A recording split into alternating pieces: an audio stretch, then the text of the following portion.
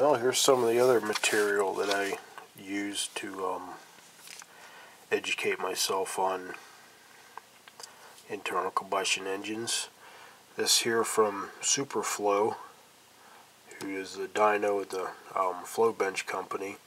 I actually purchased or sent for this. I can't remember if I paid for it or not, or if I just sent for it. I think I did have to pay like $4 or $5. But as you can see, November of 1987. I was born in 1968, so basically I was 19 years old when I ordered this, and it came with some pretty good information, and I've referred to a lot over the years. If I can get it out of here, set this camera down for a second.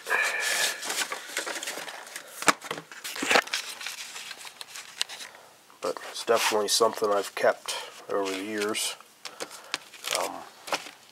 There's Harold Betts's business card, who he was one of the, well, actually he was vice president marketing and sales back then. He was one of the top guys at Superflow. He isn't with Superflow anymore. I think he may have started his own flow bench company or something. I can't remember what, but he must be getting up there in age too. He's probably 60s, 70s or older by now. But anyways, the main reason I got this was for the Superflow 110 instructions. And look at some of the information that's in this. This was probably the first time that I was introduced to a lot of these concepts. And that's when I started buying some of those more advanced books. But this, I think probably as many people back then bought this for the information that was in it than they did for the instructions on how to run a flow bench. Oh, and by the way, I used the information in this book to, back when I was 19, 20 years old, to actually build a flow bench, which I no longer have, but I used it quite a bit back then, 20-some years ago. But definitely a lot of good information in this, calculating valve areas, correction factors for test flow, so on and so forth. And then as you go on into this, the main reason I bought it was get into how to calculate various engine variables. Let's see, next page here. Yeah, right here. Like I said, this is the first time I was introduced to an awful lot of this. You don't really get a lot of this information in the car magazines. You might now, but back then you didn't. And this takes you through some of the different ways to calculate, say, volumetric efficiency, so on and so forth. There's my little note for horsepower from probably back when I was like 19 years old.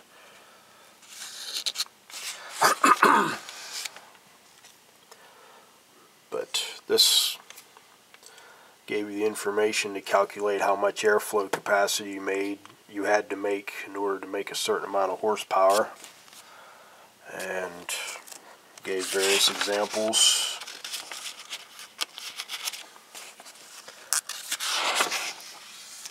Got into information on port area and shape, where most of your losses are when you are porting a cylinder head.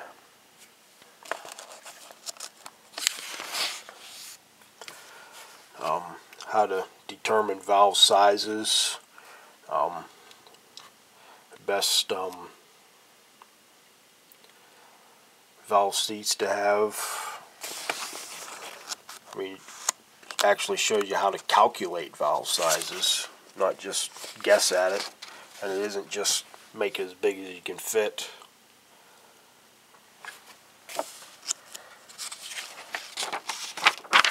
Valve flow potential for various size valves and various different types of heads for wedge heads and Hemi heads. Combustion chamber info.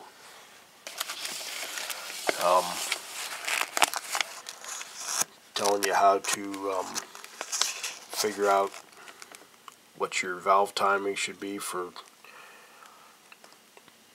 the RPM range you're running and the intake port length and diameter. Little formula there for calculating the approximate length, depending upon which harmonic you're using, which usually I would calculate it for the third or fourth harmonic. Mainly because even though the pulse strength is lower, it is a wider range. You can see the upper and the lower limit. It's quite a bit wider range. And then start getting into the inertia supercharge effect, calculating valve areas. A lot of really good information here. This is the main reason that I got this sent to me clear back then, and that's why I've saved it all along. How to calculate the mean inlet Mach number, and what the Z, which is what the mean inlet Mach number is, what it should be, what would be the best, and then figure out how to calculate the correct intake valve closing angle, and where the valve should be closed down a lift of 0.1 times the valve diameter. A lot of really good information here. But that little booklet right there probably was the one that really set me on my quest and made me realize there's a lot more to it than just go buy the Edelbrock intake manifold and the crane cam and you'll run good.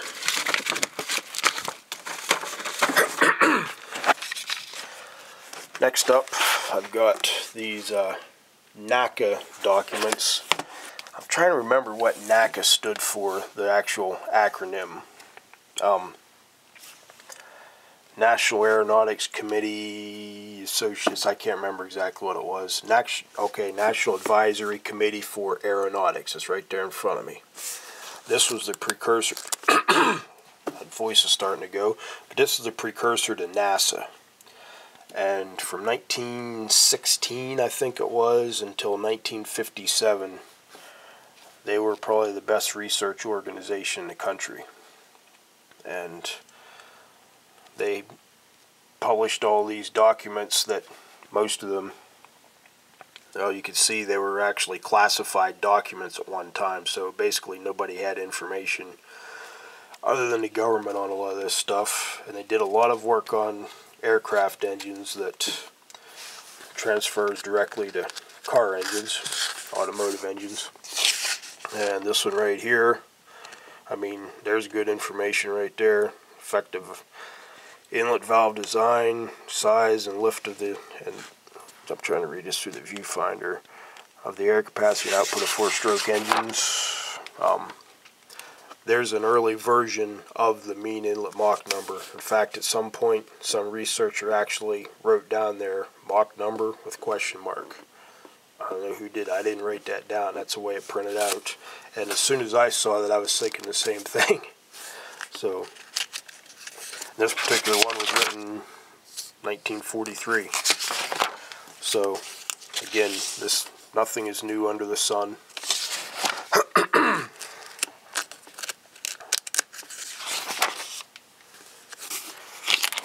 Let's see what other ones we have here.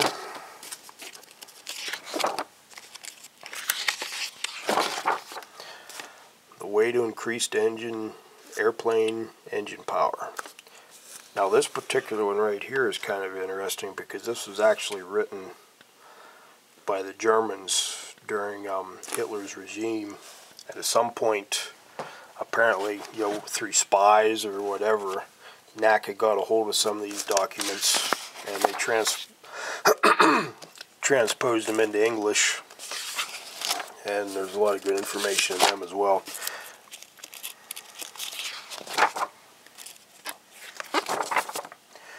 Engine knock and combustion chamber form. This is another one from the Third Reich that apparently we got a hold of at some point.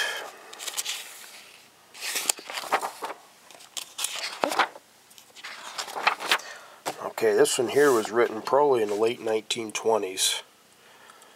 And investigation of coefficient of discharge of liquids through small round orifices. So they were experimenting with that clear back then.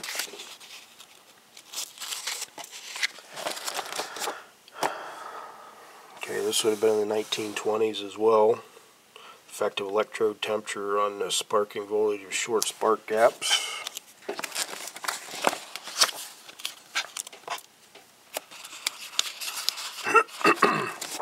Study of airflow in an engine cylinder.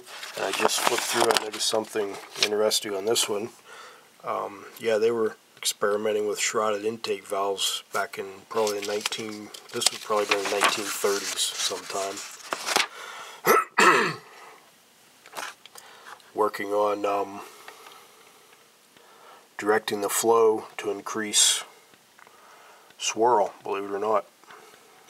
Clear back in the 1930s they were doing that. So this is nothing new.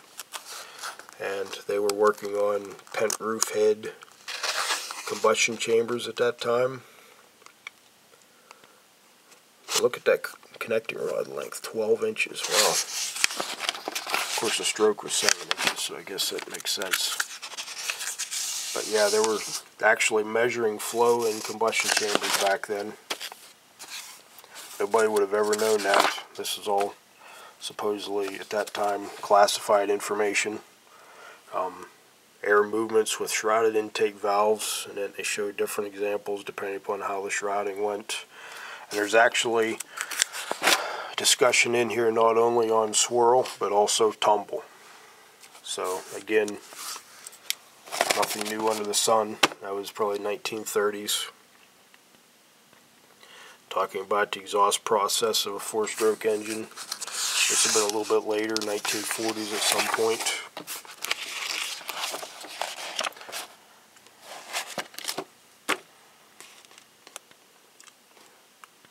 Good information. Okay, I'll start part 2 and I'll look at some more of these.